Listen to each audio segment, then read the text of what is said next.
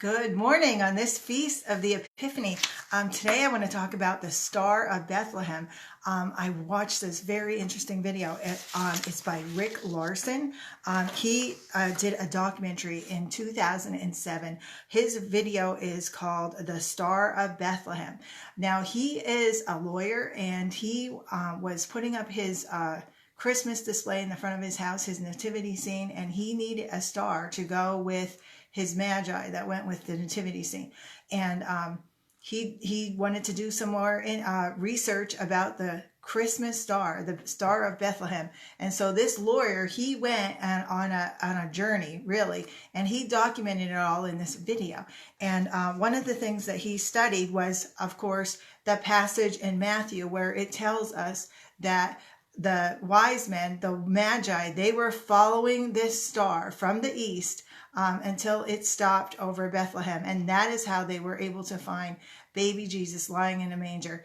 So he studied the passage in Matthew, and he came up with 9 evidences in the nativity passage that he studied in order to find out how this star came about. So if you're a science person, if you love to watch documentaries and you love to see the science behind the scriptures, because science agrees with scripture and scripture agrees with all of the science because God created science.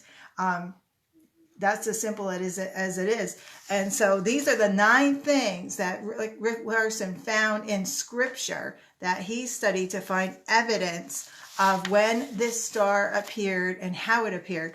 And the 9 things are: it signified a birth, it signified kingship, the kingship of Jesus. It was related to the Jewish nation because, of course, the Magi came from the east and had to come and find Jesus where the star was. It rose in the east, but as the Magi traveled, they followed the star. So the star moved. It was a sign for them to follow so that they would be able to find baby Jesus.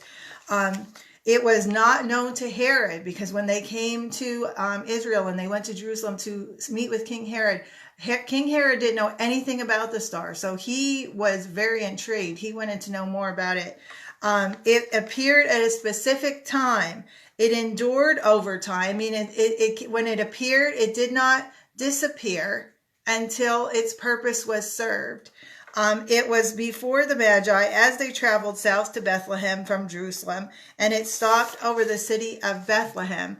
So this man, using astronomy software and some mathematics, he figured out how this star would have appeared in history for real, not just a story in the Bible. It's true for real science. So he realized that at a certain point in history, Jupiter and the constellation of Leo, which is called Regulus, the brightest object in the constellation of Leo, called Regulus, sorry about that, the brightest object in the constellation Leo called Regulus, they both matched up at the same time and made sure that this star was shining for the Magi.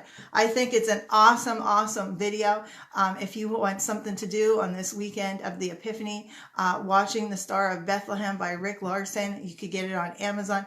It's such an awesome way to connect with your family, see the science behind the Bible story, and look at this incredible story in a new way. I want you to have a wonderful day and a wonderful weekend.